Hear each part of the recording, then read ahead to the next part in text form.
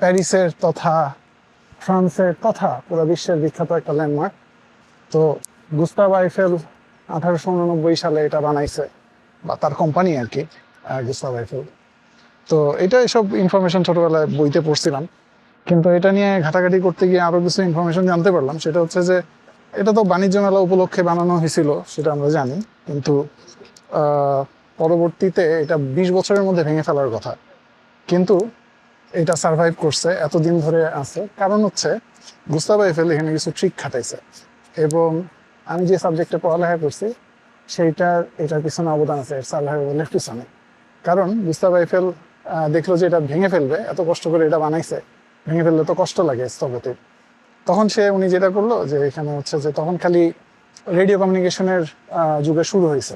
তো এগুলো নিয়ে যেসব সায়েন্টিফিক এক্সপেরিমেন্ট হতো সেগুলোর জন্য বিভিন্ন ধরনের ট্রান্সমিটার বসায় দেখাইছে যে রেঞ্জ অনেক বেশি দূর পর্যন্ত কমিউনিকেট করা যায়।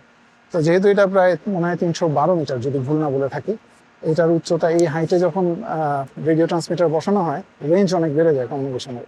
এইসব গবেষণাগার, বেসিক্যালি ফ্লোটিং একটা গবেষণাগার বানায় ফেলছিল এটা ওয়্যারলেস কমিউনিকেশনের জন্য। এই কারণে এইটা ফ্রান্সের যে সেনাবাহিনী এটার গুরুত্ব বুঝতে পারে এবং এটাকে সার্ভাইভ করতে দেয়, রেখে দেয়। তো এবং সেকেন্ড ওয়ার্ল্ড ওয়ারের সময় কিন্তু অকুপাইড হয়ে যায় জার্মানির দ্বারা। তখন আর এক কাহিনী শুনলাম যে সেই সময় নাকি হিটলার আসছিল। তো অকুপাইড ফ্রান্সের মধ্যে যারা ইঞ্জিনিয়ার ছিল তাদের তাঁতে ঘা লাগছে, স্বাভাবিক, তাদের প্রাইডের উপর আঘাত। তো তারা ওই সময় লিফটগুলো অচল করে রেখে দিছিল।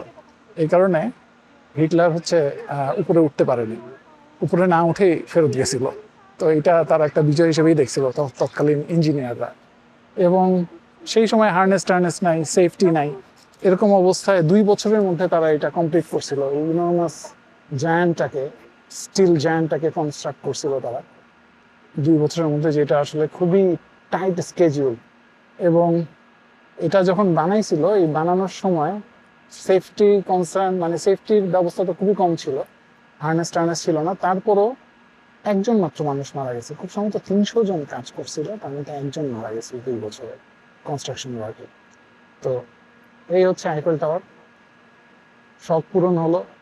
এটার মধ্যে এখন পরে মনে হয় 85 সাল থেকে লাইট লাগাই দিচ্ছে, পরে একটা গোল্ডেন মানে ভাইব দেয়, মানে যে গোল্ডের তৈরি রাত্রেবেলা যখন আলো জ্বলে। তারপরে মিলেনিয়ামে 2000 সালে তো ঝিকিমিকি আলো বসায় দিছে, ঝিকমিক করে, প্রত্যেক ঘন্টায় 5 মিনিটের জন্য ঝিকমিক করে আইফেল টাওয়ারটা। তো আমি হেভি লাগে দেখতে, অন্য একটা ভিডিওতে দেখছি, মানে আমার করা আছে।